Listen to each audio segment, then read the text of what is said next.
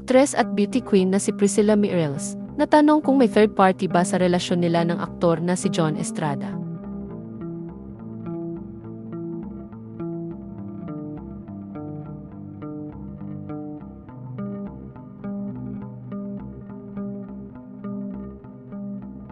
Naging bisita ang beauty queen actress na si Priscilla Mireles sa programang Fast Talk with Boy Abunda nitong Biyernes, February 13, 2026.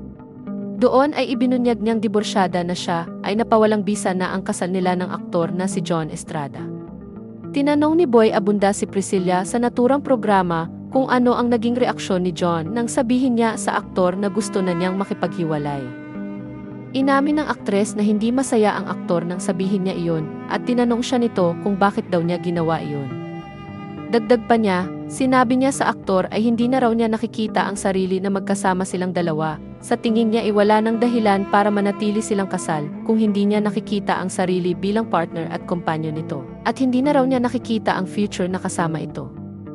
Pagpapatuloy ni Priscilla, a lot of things happened. Our interests are not aligned anymore. Our values are not aligned anymore. The things that we look forward to were not aligned anymore. We're just sharing a home, so it doesn't make sense to me to be stuck in a relationship where you don't have much to share with that person and you don't see your future with that person. Na-explain ko sa kanya that I've done a lot of things in the sense that I've warned him many times. I tried so many ways. I tried to fight him. I tried to be quiet. I tried so many things to save the marriage. I tried to go to the church. We went to a psychiatrist. I did a lot and it did not happen, unfortunately. My mindset was one and his mindset was different. I wanted to save my family and he was having fun. Kasunod nito ay ibinahagi ng beauty queen na marami umanong nagsasabing siya ay isang martir na asawa, ngunit hindi raw siya ganoon.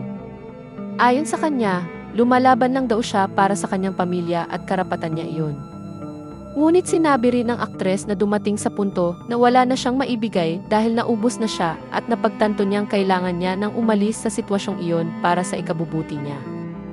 Anya, a lot of people call me a martyr wife, which I am not.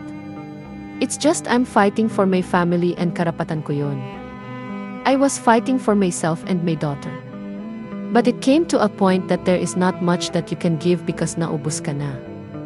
It got to a point that I realized that for my own well-being, I need to get out of this situation. Because it's not doing any good and I don't see getting any better. Nang tanungin kung may third party ba sa relasyon nila ni John, natatawang sagot ni Priscilla, Tito Boy, ang dami sila eh. Third, fourth, fifth, sixth, buong barangay yata.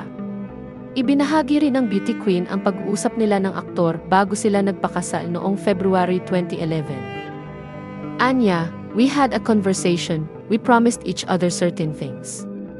Never siya nagtago yung past niya. But he promised me that he will be a different man for me because he loves me to a point na nagbago siya because that's what he wants. Now, yung nangyari, parang hindi siya nagbago eh. Samantala, nabanggit ni Priscilla sa naturang programa na sa kasalukuyan ay magsisimula ulit siya sa showbiz career niya, kaya kinausap niya si John na suportahan ang kanilang anak at makikihati siya kapag stable na ang finances niya. Bagay na sinang-ayunan naman ng aktor.